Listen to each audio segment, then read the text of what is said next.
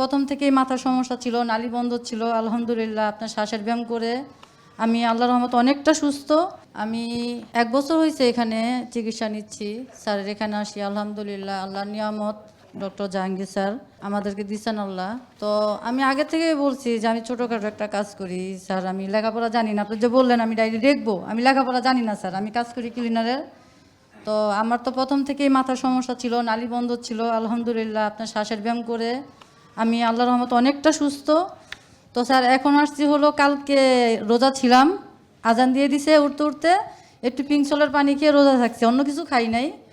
তো ইফতারির পরে স্যার আমি একটা আম খাইছিলাম, খাওয়ার পরে দেখি যে আমার শরীরটা খুবই খারাপ, দুর্বল লাগতেছে। তো এসারও পরই নাই, ঘুমাই গেছি। ভোরে উঠছি 3টা বাজে, দেখি ধুম বৃষ্টি। তো চিন্তা করলাম আল্লাহ কীভাবে যাবো এত বৃষ্টি। তো আল্লাহর রহমতে আজানের পরে বৃষ্টিটা থাইমা গেছে। তো আসলাম স্যার এখানে। তো এখন একটু দুর্বল লাগে স্যার আমার শরীরটা। আমি খাইছি ফুটার রান্নাতে খিচুড়ি খাইছি, লাল চালের একটা ব্লেড কফি খাইছি। আচ্ছা, এখন আপনি কি কাজ করেন বললেন? আমি ক্লিনারের কাজ করি স্যার অফিসে।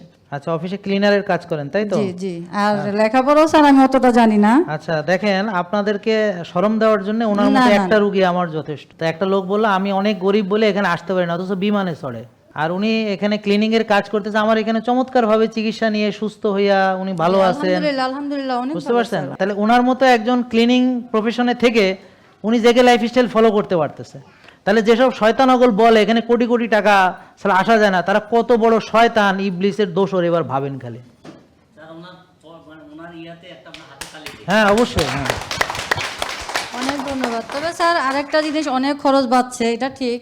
আমি আগে নারকেল তেল কিনতাম, শ্যাম্পু কিনতাম, তো ওগুলা অনেক বাদ হয়ে গেছে। এই নারকেল তেল খাচ্ছি, গায়ে মাখছি, মাথায় দিচ্ছি, আলহামদুলিল্লাহ ওদিক দিয়ে আমার মাথাও খুব যন্ত্রণা কম। রোদ, এই নারকেলের তেলটা আপনার জন্য আমার উপহার, ধরেন। Thank you sir, thank you.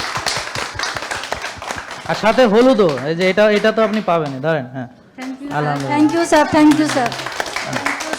না, আমি ওই যে দেখেন, এটা হলো আমাদের মানসিকতা। জাস্ট ও বুদ্ধি আছে, ওর নিজের ভালো বুঝতেছে। আমি আমার ব্রেন দিয়ে বুদ্ধি খাটাই করি, আমি লেখাপড়া জানি না। আপনারা ওর ব্রেনের মধ্যে এটা আছে। আর এই আপনারা লেখাপড়া অনেকে জানে, আমি আপনাদের বলছি না, বুঝেন তো কাদেরকে বলতেছি।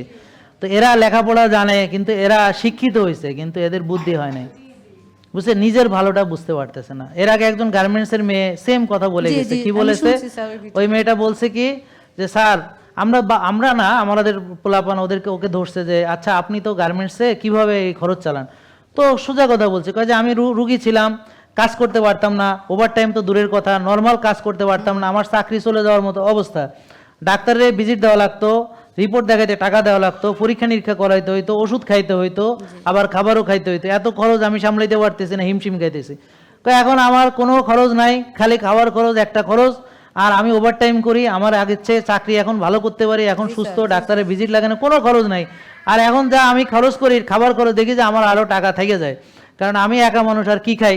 আর ওদিকে সে এখন ওভার টাইম করতে পারতেছে। ব্যাপারটা বুঝতে পারছেন? তাহলে এটা উনি একজন ক্লিনার হয়ে উনি এইটা ফলো করতে পারতেছে। হ্যাঁ, এটা আমি কি বলবো। আর আমি এখন তো আপনারা যদি বলেন কেউ যে এইসব, তখন আমার আরো খারাপ লাগবে যে এরা বলে কি এগুলা। তার গহনাগাটি আছে, তার হয়তো জমি কেনার টাকা জোগাড় করতেছে, বা ফ্ল্যাট কিনে ফেলছে, বা ফ্ল্যাট কেনার টাকা জোগাড় করতেছে, হ্যাঁ, অথচ সে খাওয়ার টাকা নাই, তার এত গরিব। অথচ এদিকে সে ডাক্তারের ভিজিট দিতেছে, ওষুধ খাইতেছে কাড়ি কাড়ি, এই যে লাখ লাখ টাকায় অপারেশন করাইতেছে, সব ঠিকঠাক। খালি এখানে আইসা তার বলে কোটি কোটি টাকা, তার বলে কোটিপতি ছাড়া আসবে না। তো এটা দুঃখজনক, আসলেই দুঃখজনক। তো বোন, আপনাকে অনেক ধন্যবাদ, আল্লাহ আপনাকে ভালো রাখুক, আপনি সুস্থ থাকেন এবং আসসালামু আলাইকুম। ওয়ালাইকুম আসসালাম, আলহামদুলিল্লাহ। জেকে লাইফস্টাইল লিমিটেড, ওষুধ মুক্ত সুস্থ জীবন।